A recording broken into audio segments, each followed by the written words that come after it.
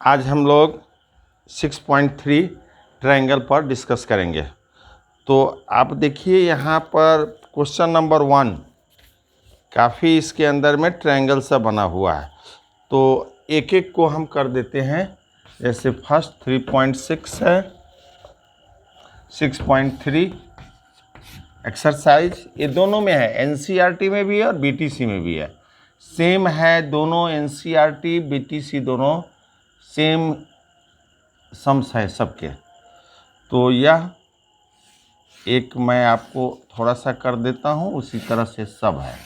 देखिए यह इसका है A B C P Q R, A 60, A 80 और यह 40।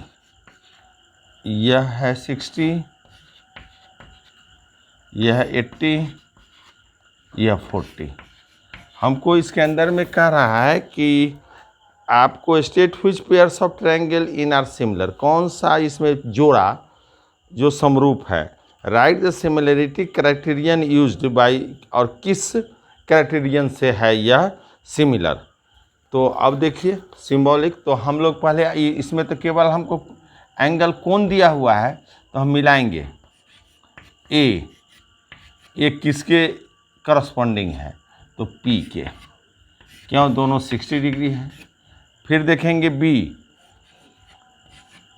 कोण बी किसके करस्पॉन्डिंग है, तो 80 है तो 80 क्यू। फिर देखेंगे एंगल सी आर, इसके करस्पॉन्डिंग है, इसके संगत, करस्पॉन्डिंग मीन्स संगत, यह तो हो गया। यानी कि इसके अंदर में सारे करस्पॉन्डिंग एंगल्स आर सिमिलर। सो ए समरूपता नियम से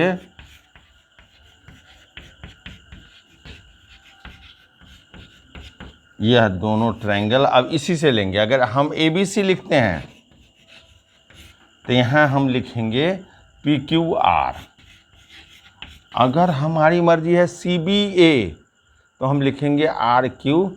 यह हो सकता है, या कोई लड़का को लिखने का मन है कि हम नहीं, हम सर लिखेंगे सी बी ए, तो उसको यहाँ लिखना पड़ेगा आर क्यू पी। अगर ये दूसरा लिखेगा गलत हो जाए। किसी को मन है कि हम नहीं, हम बी ए सी लिखें, तो इसको कंपेल करके लिखना पड़ेगा इसमें क्यू पी आर, तब यह सिमिलर होगा।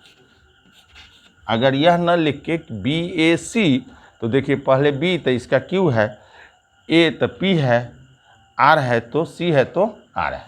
इस तरह से हम, यह हमको समरूपता नियम ए समरूपता से हो गया। अब दूसरा एक फिगर और है, और बाकी आपको 3 तरह का है क्राइटेरिया, हम जान गए हुए हैं समरूप नियम का। यह है ए एस एस 3 ही है। तो एक तो यह हो गया, दूसरा सम्स देखिए यह आपका रेशियो है। तो देखिए क्यों कि इसमें केवल हमको यह रेशियो दिया है। देखिए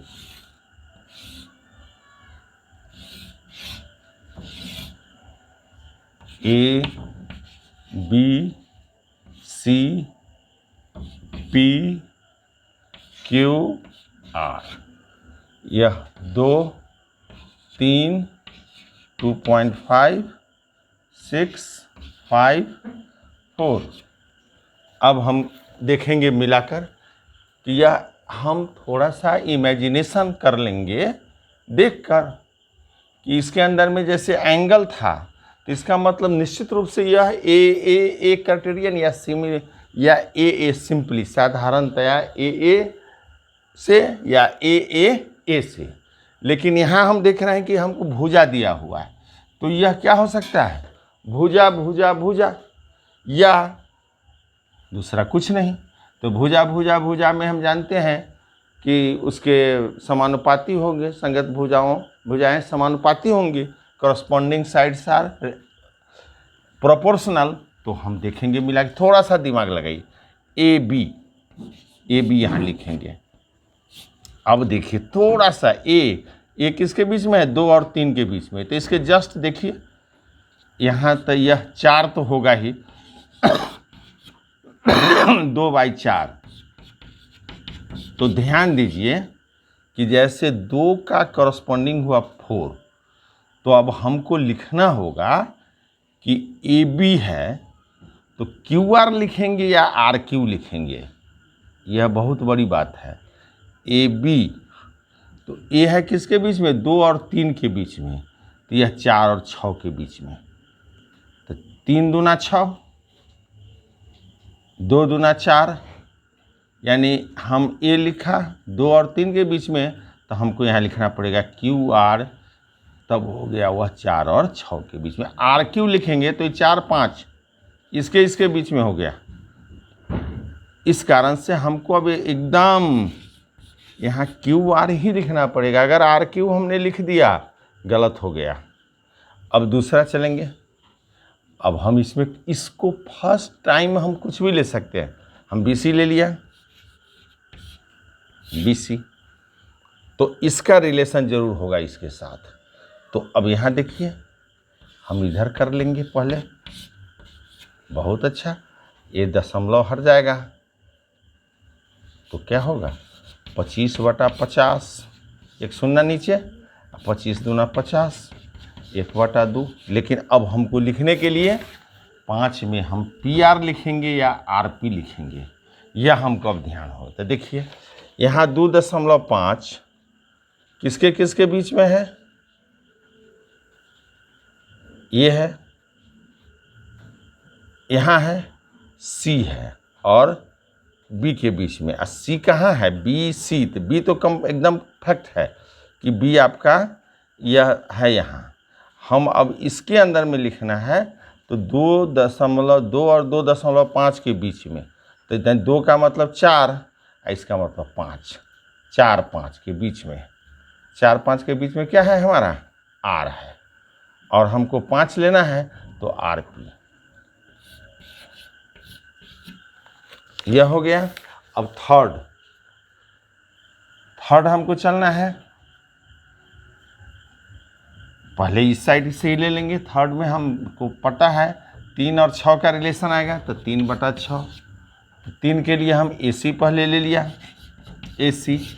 अब ए 2 और 3 के बीच में, तो यहाँ यानी 4 और 6 के बीच में कौन है, क्यू, तो यहाँ हम इसको पी क्यू न लिख कर क्या लिखेंगे, क्यू पी, क्योंकि ए पहला है, तो ए है हमारा 2 और 3 के बीच में, तो यह होगा 2 का डबल है 4 यहाँ, और 3 का डबल है 6, तो इसलिए इसको होगा क्यू पी 1/2। अब ये तीनों हो गया बराबर, तो S S S S S S समरूपता नियम से त्रिभुज, पहला आप कैसे ही लिखिए, तो ए बी या एगो बीच में से ले लीजिए सी, ए बी सी, तो सिमिलर। अब ए बी बी सी, तो अब हमको इसके नीचे ए बी, तो क्यू आर लिया, तो त्रिभुज क्यू आर, एगो इसमें से ले लीजिए आप आर पी, तो पी, ये वो तो हो गया क्यू आर पी। अब देखिए सबका रेशियो निकाल के, a b by q are, a b by q r, b c by r p, b c by r p, a c by q p, a c by q p, हमारा यह हो गया समरूप। अब देखिए, तो अब आपका क्वेश्चन नंबर 3 बुक पर देखिए, इसमें केवल भुजा साइड्स गिवन है, तो जो आपको हमने दूसरा हिसाब बनाया है उसी आधार पर है। क्यों, 2.7, तो 2.7 को देखिए, अब 2 है तो 2 का 4, 2/4, 1/2, 3/6, ये भी चलेगा, और ये हो गया 2.7/5, तो 27/50। यह आपको 2 रेशियो इसका इक्वल है, तीसरा रेशियो इसका इक्वल नहीं है, इसलिए यह समरूप नहीं है। तीसरा क्वेश्चन में समरूप नहीं है। अब चौथा में देखिए, m 70 है। चौथा क्वेश्चन,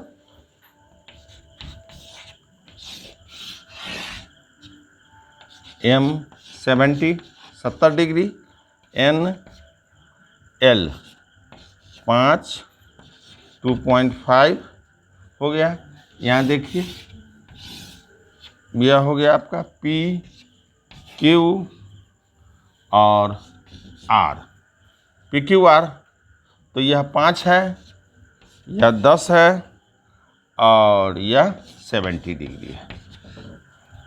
तो हम लोग रेशियो, पहले तो ये हम रेशियो देखेंगे।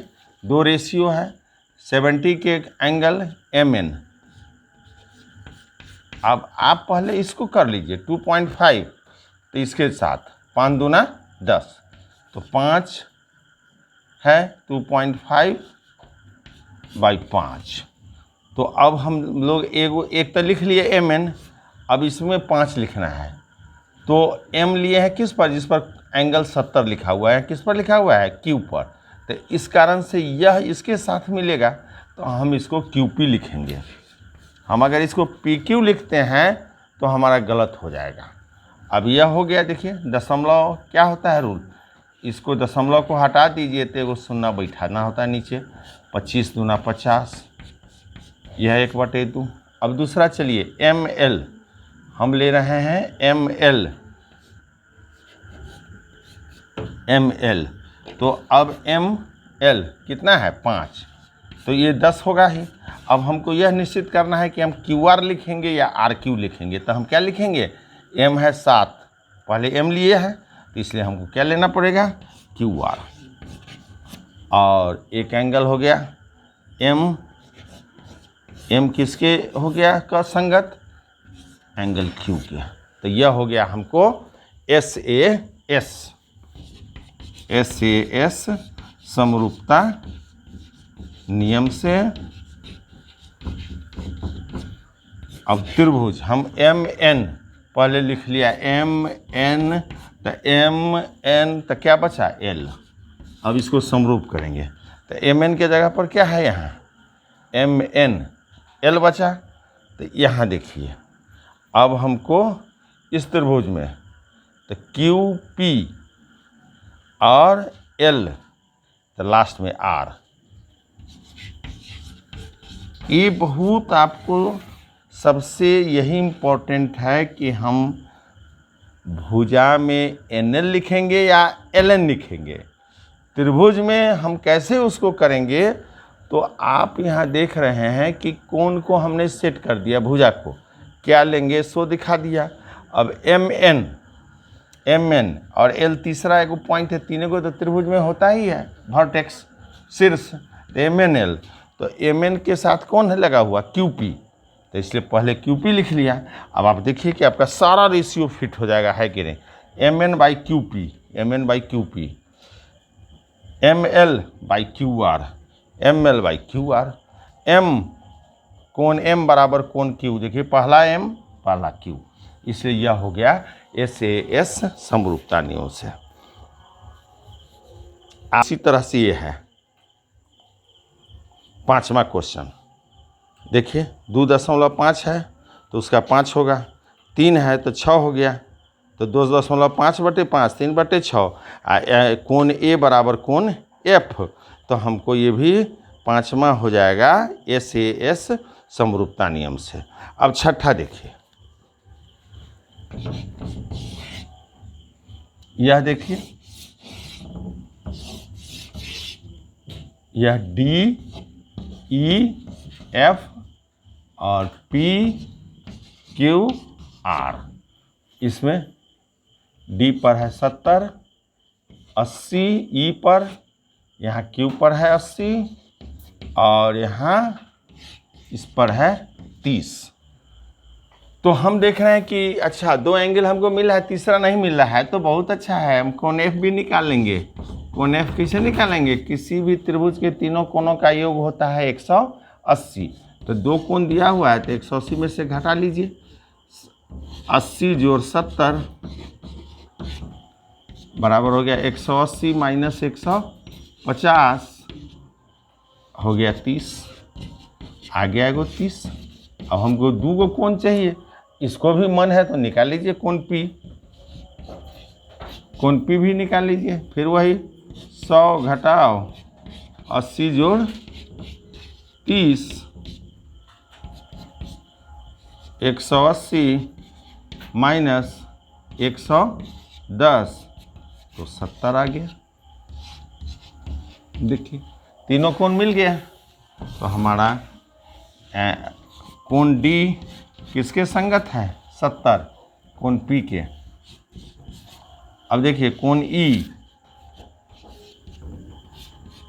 किसके संगत है? कोण क्यू के। ये हो गया 70 डिग्री के लिए संगत, ये हो गया 80 डिग्री के लिए संगत, और हमारा यह एफ एंगल एफ किसके संगत हो गया? यह हो गया कोण आर के संगत, करस्पॉन्डिंग हो गया। तो हमारा अगर ट्रायंगल हम डी ई एफ लिखते हैं, त्रिभुज डी ई एफ, तो यह समरूप हो जाएगा त्रिभुज पी क्यू आर। यह किससे हुआ? ए समरूपता नियम से। यहाँ लिख देते हैं, इस क्वेश्चन का आंसर यहाँ है ए समरूपता नियम से। हम 2 से ही भी काम चला सकते हैं, लेकिन आपको हमने तीनों निकाल के दिखा दिया, क्योंकि एक इसमें 30 था, एक इसमें 70 था, तो अलग अलग था, तो इस कारण से हम कंफ्यूज होते। तो हमने तीनों निकाल के 2 निकले या 3 निकले, ए या ए। तो इस समरूपता नियम से यह हमारा समरूप हो गया।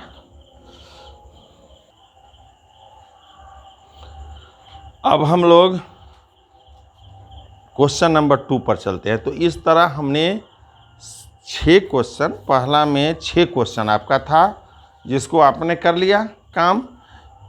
इसमें आपको हमने 2 समझाया है, 4 बना दिया है। अब आपको मैं 2 पर ले चलता हूं, जो इसका फिगर यहाँ बना हुआ है आपके पास। बहुत अच्छा, जो ज्योमेट्री में जो फिगर बना हुआ है उसी के अकॉर्डिंगली नाम लिखना है, कुछ भी नहीं। क्वेश्चन में भी आपके एग्जाम में भी आएगा, वह आपको ये देखिए ए बी सी डी, और यह एंगल दिया हुआ है 70 डिग्री, ये है 125 और हो गया एनफ। लेकिन एक दे दिया है आपको नाम, इसका नाम है ओ। तो आपको कहता है ट्रायंगल ओडीसी दिया है,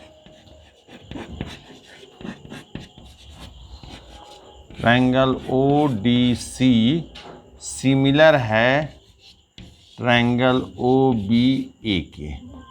बहुत अच्छा बात है। और एंगल बीओसी आपको ये भी गिवन है 125 डिग्री, और आपको एंगल सीडीओ भी दिया हुआ है 70 डिग्री, 70 डिग्री। इतना काम आपको मिला हुआ है। तो इतना काम मिला हुआ है तो आपको कहता है फाइंड डीओसी। तो हमको पता रहे टू फाइंड माने मान निकालें।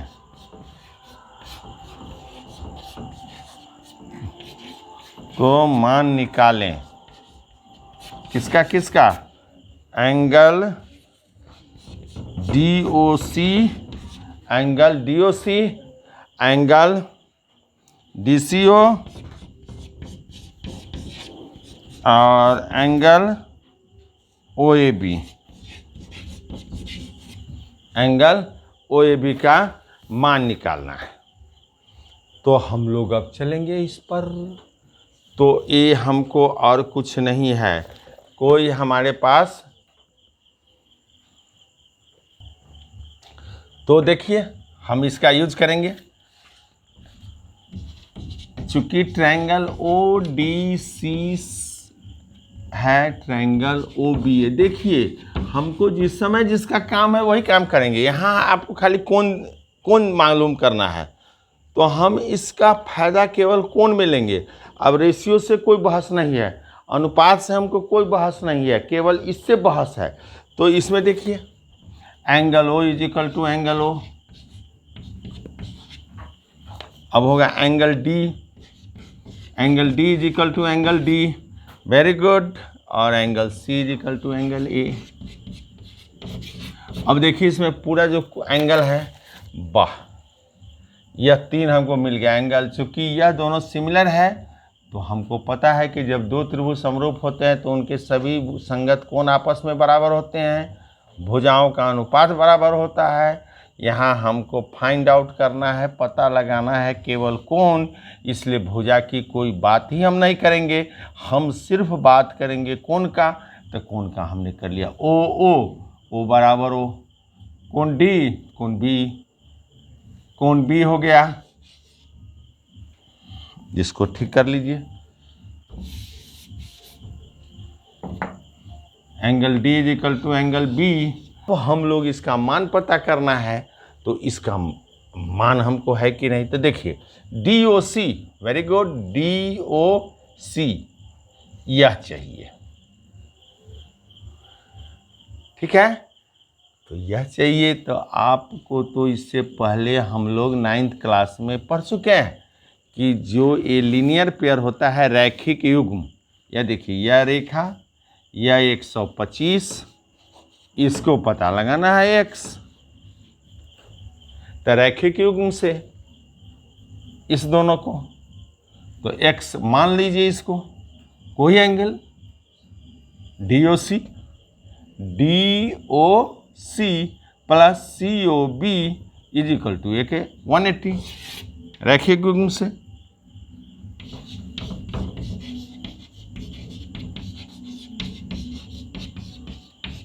हमको यह चाहिए DOC, तो फर्स्ट के लिए एंगल DOC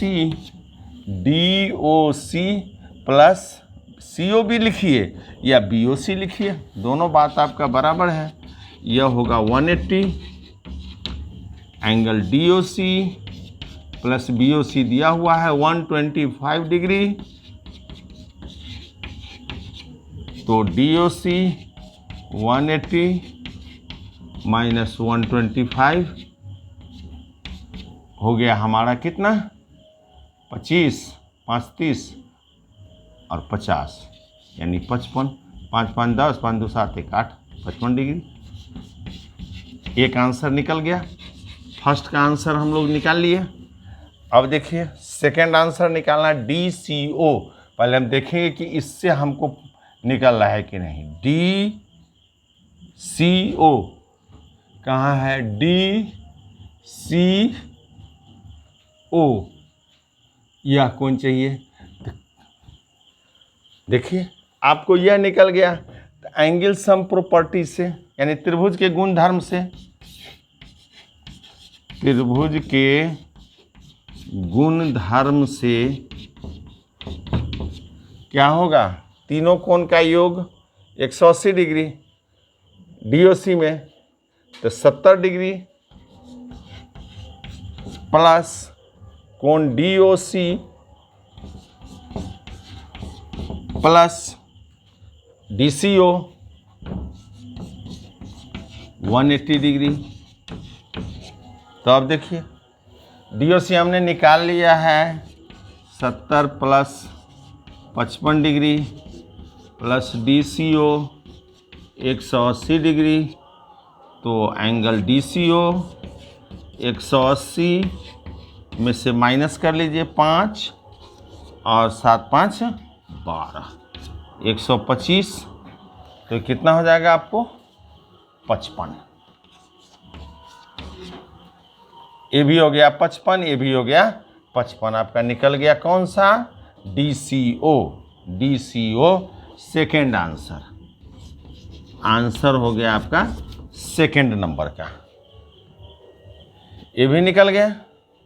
अब निकालना हमको OAB। यहाँ हमको यह और यह समानांतर नहीं दिखा रहा है, तो इस कारण से हम इसको एकांतर कोण में नहीं ले सकते हैं, क्योंकि यहाँ आपको नहीं कह रहा है, ये सीधे कह रहा है सिमिलर है।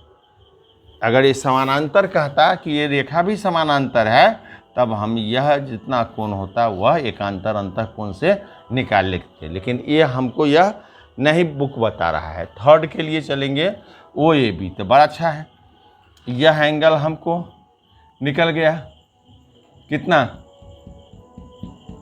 ये एंगल हमको निकला है, ये है 55। तो AOB थोड़ा सा यहाँ बना देते हैं। थर्ड के लिए एंगल AOB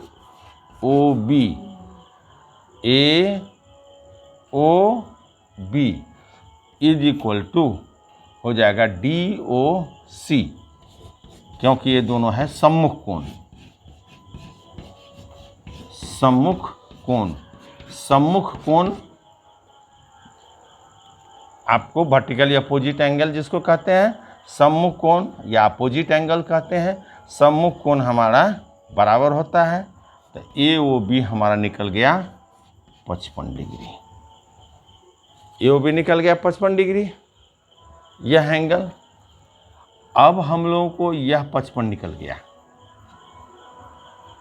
अभी हमको दो एंगल चाहिए, यह तो हम इसमें खोजेंगे कि हमको कोई है कि नहीं। तो यह है एंगल, यहाँ एंगल किसके इक्वल है, एंगल C के साथ।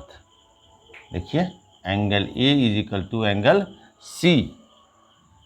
तो हमको और अच्छा हो गया कि अब हमको उतना दूर जाना भी नहीं पड़ता, इसकी ज़रूरत भी नहीं है। क्यों कि देखिए एंगल कोण C इज इक्वल टू कोण A, कोण C इज इक्वल टू कोण A।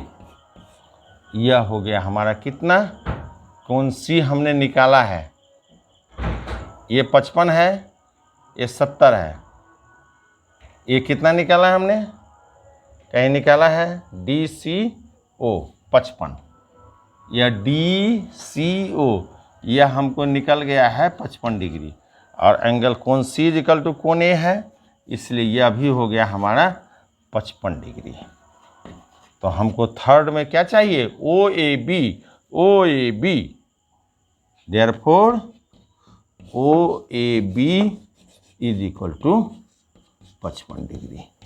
इतना मेहनत करने की भी ज़रूरत नहीं है, सीधा देखिए हमको इससे जो प्राप्त है उस इससे जो हमको मिल जाएगा उसको। अब यहाँ यह अगर यह कोण निकालना रहता तो यह BD और B इक्वल है, तो यह 70 है, तो यह 70। यह C है तो यह C दिया हुआ है, तो यह A के इज इक्वल टू है, किससे, समरूपता नियम से। तो यह 55, तो यह भी 55। यहाँ इस समानांतर रेखा के एकांतर अंतःकोण से नहीं निकालेंगे, यह समरूपता नियम के आधार पर हमने निकाल दिया। तो आपको बच्चे आज आपके पास स्टॉक हो गया 6.3 का ये 6 सम्स और क्वेश्चन नंबर 2, और हमको रिवीजन इसमें पर्याप्त करना है, इसलिए हम ज़्यादा बैक भागेंगे। 8, 7 आपको एग्जाम्पल सब 5, 4 तक, और आपके पास जो ये बताए हुए हैं जो प्रमेय 6.5, 6.4, 6.3 और 6.6, ये इतना आपका होमवर्क हुआ। जो और होमवर्क मिला हुआ है आप करते रहें, और फिर हम लोग कल इस नए क्वेश्चन के साथ मिलेंगे। Thank you.